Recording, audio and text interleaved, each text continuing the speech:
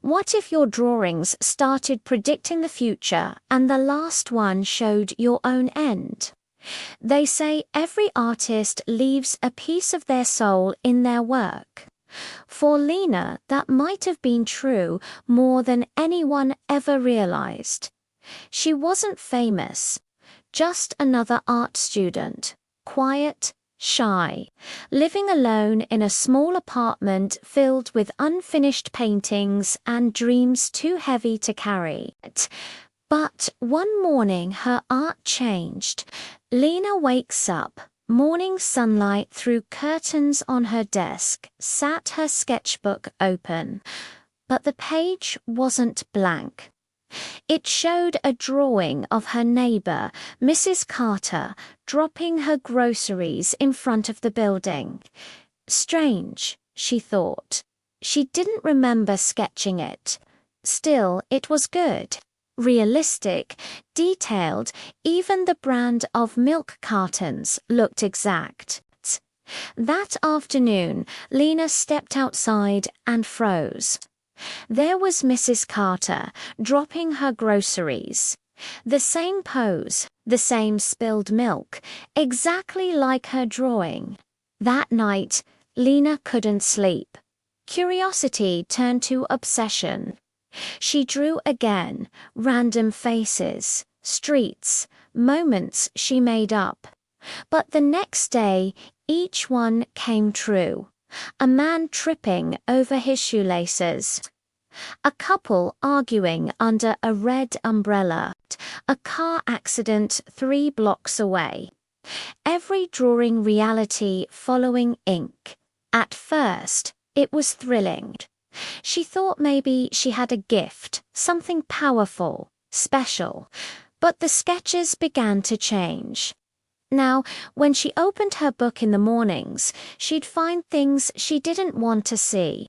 A crying woman she didn't know, a burning candle beside a hospital bed, a shadow standing by her window. Each one more disturbing than the last. Lena sitting at desk, trembling hands flipping through pages, the drawings came faster, lines appearing overnight. Her hand would ache as if it had been working while she slept. Then came the page that made her heart stop. It was her sitting at her desk, sketchbook open, and behind her, a tall, faceless figure reaching out at. The caption, written in shaky handwriting she didn't recognize, said, "Tomorrow." Lena tried to fight it. She locked the book in a drawer, taped it shut, and buried it under her bed. She stopped drawing entirely. But the next morning, the book was back on her desk. Open a new page. This time, she was lying on the floor, pencil in hand, eyes closed. The clock behind her showed 2:47 a.m. That night, her neighbors heard a faint scratching sound coming from her apartment. Then silence. When police arrived the next day, they found no sign of Lena, just her sketchbook lying open on her desk. The last drawing was of the officer standing right there, holding the book.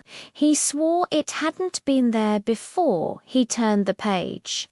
No one ever found Lena.